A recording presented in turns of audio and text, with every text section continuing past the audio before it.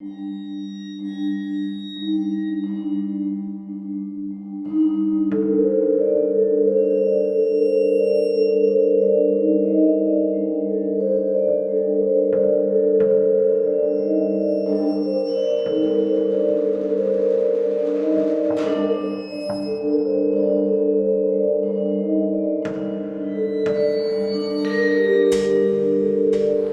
guys, I'm back out again. This time I'm in the village of Woodhorn in the Church of St Mary the Virgin.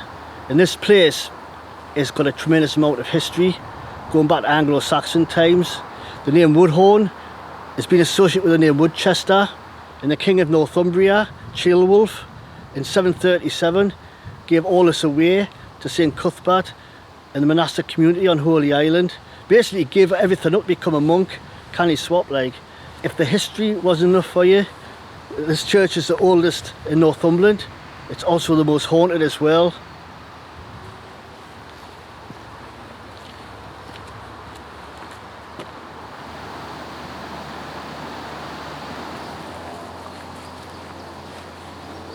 Tom Chalkley was a soldier that went to fight during the First World War in France. George Charlton, who was a sexton at the church, saw Tom in the graveyard, but they never spoke. He later saw one of Tom's relatives and mentioned he'd seen Tom. He was then told that they just received a telegram that he'd been killed in action. There's also the ghost of a dark shadowy figure which has been seen here on a number of occasions, and some believe that's the ghost of Tom. There's also a white mist that can be seen which drifts across the lane and often follows cars up and down the road. There's also the phantom cyclist. He rides a squeaky bicycle and it can often be seen around dusk. He wears old pitman's clothes and it can be seen driving up and down the lane. And if you get a good look at him, all you can see is a skeleton for a face, and where he would have a mouth, it's just black teeth that rattles around inside. This is a very haunted place, and I've had an experience here a few months ago which I'll tell you about in due course, but more on that later. I had an experience here a few weeks ago actually, which got me really interested in researching the history of this place. I love old buildings, I love churches, and I come to have a look around. There's a plaque on the wall. I went and touched it, and there was such a loud noise, like a bang. It's as if something had fallen off the wall inside the church, or somebody dropped something. I never thought anything of it until I went round to the door to go in, just have a look around the church, and it was locked. And I was a little bit spooked. I was freaked out actually. I found out that this is one of the most haunted churches, or if not the most haunted church in Northumberland. And I thought, well, what would be a better idea than to research the history and do a spooky wild camp and a paranormal investigation of this place.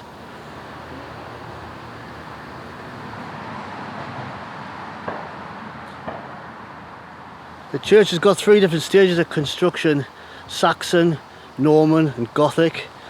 Most of the outside, apart from the tower and the west side, was rebuilt in 1843. The older medieval structures can be seen on the inside, but it's locked up at the minute. And I don't even know if they're going to reopen it. I think it has been a museum. It's a beautiful church, but it's gone through a little bit of vandalism as well.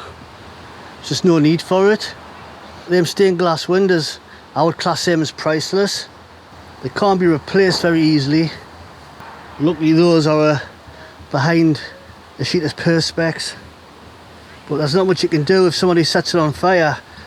Round here is the oldest part of the church, the tower, clearly Norman, and they reckon there's Saxon elements in there as well.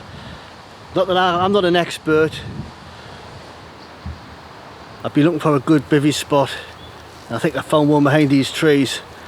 And this is about the only place that's far enough away from the road. And there's people coming and going all the time, so I'm going to wait until it's much later. Maybe it's about 10, 11 o'clock, put out my camp, and then we'll start the paranormal investigation around about midnight. In that field there, which has got horses in now, there used to be a water mill from the 17th century. It was owned by Lord Widrington, and there used to be a dam, a leat and sluice gate, but it's just earthworks now. On the path when you first come into the church, there was a hoard of coins found here, There was 101 coins from the 16th century. There was 83 copper coins and 18 silver coins, and it spanned the reign of 3 monarchs, Queen Elizabeth I, James I and Charles II.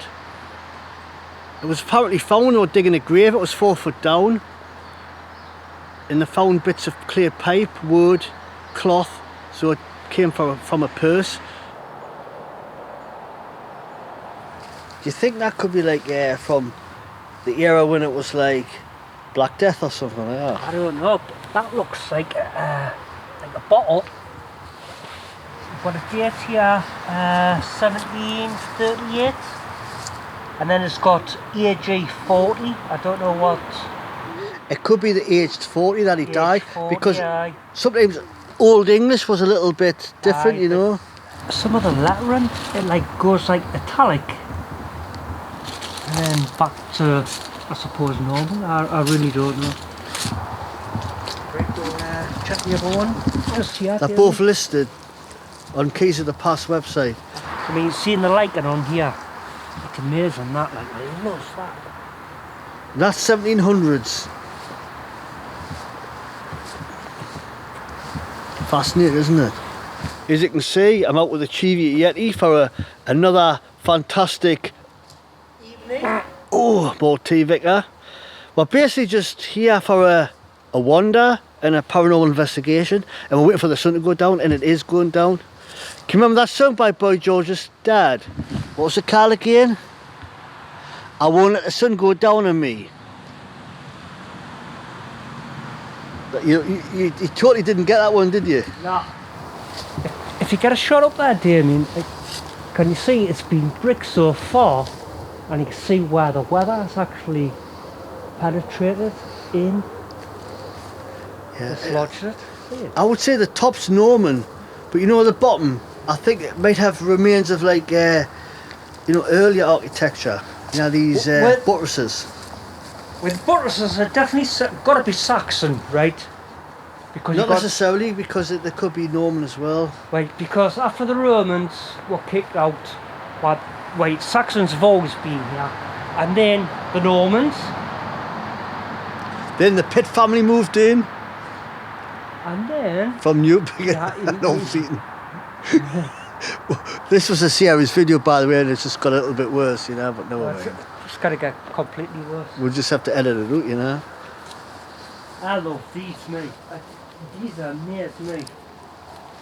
They put these in to keep the building up. It doesn't need it. Why? But back in the day, they didn't understand like engineering. They didn't have sound engineering practices, so maybe they just had to put these buttresses in to make sure the tower would never be shot down by cannonballs or something like that. Possibly, I don't know. Back there, it just looks like it's just been plonked.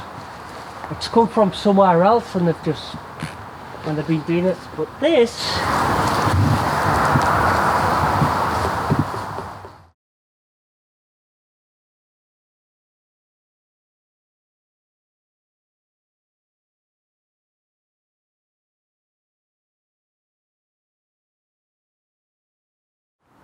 Hi guys, I'm back out at Woodhorn Church, and this is the second night. I did an investigation a couple of nights ago with Davey, but you know, I probably explained it in the video. My batteries were running really low. I had one battery left, so I wanted to keep that for the next day. So what I did was I only used the audio recorder. On the whole, it was uneventful, I thought, until I got home and I listened to the audio. When he touched the plaque on the wall, there was a noise, like a bang. It could even have been me just tapping the microphone, because the camera's in a cage, and it was, you know, a slight little tap of the fingers on the cage can, you know, affect the audio. When you amplify it, you know, you can hear all sorts of sounds you think is from far away, and it's not really. This is my Zoom H6 field recorder, excellent bit of kit. I've got on a little tripod. I mean, if this doesn't pick anything up, I don't know what will. Out of curiosity, I was just gonna try the door.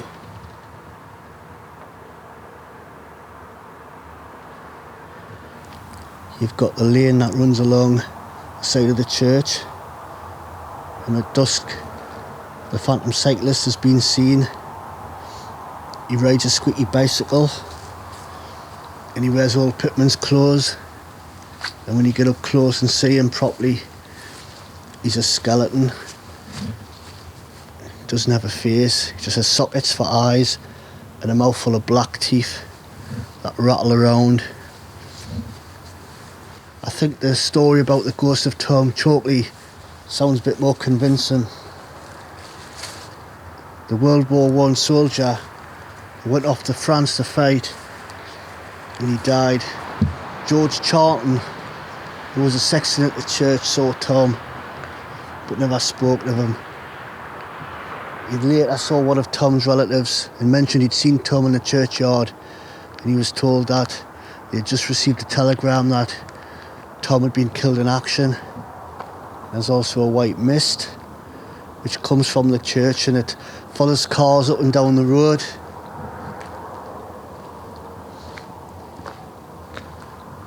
So anybody here, please show yourself. I won't be staying much longer.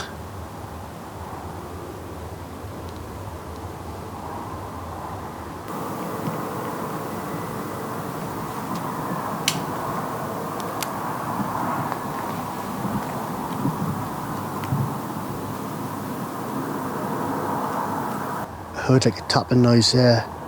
Definitely heard something. It could even be a moth hitting off the window.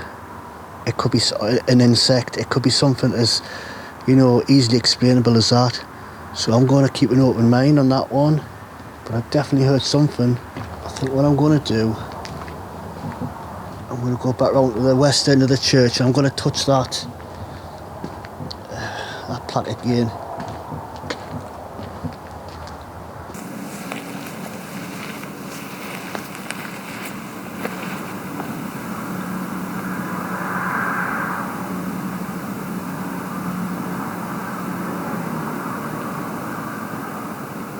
Is there anybody here?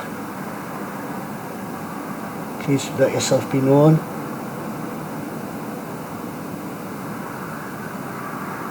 Anybody here?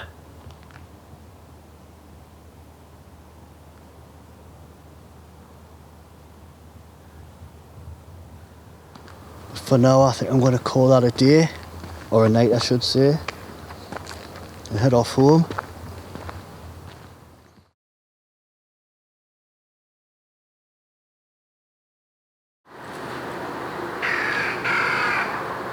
You have no new messages and a saved message. Saved messages. What I'm known as. You can replay the message by pressing 1. Morning. This has got to be one of the most unusual wild camps I've ever done. I woke it up. Davey's not here. I checked my phone and I've got a strange voicemail. I don't know if I've upset him or anything, or whether he's just, he didn't want to disturb us and he went, but I don't even know what day it is.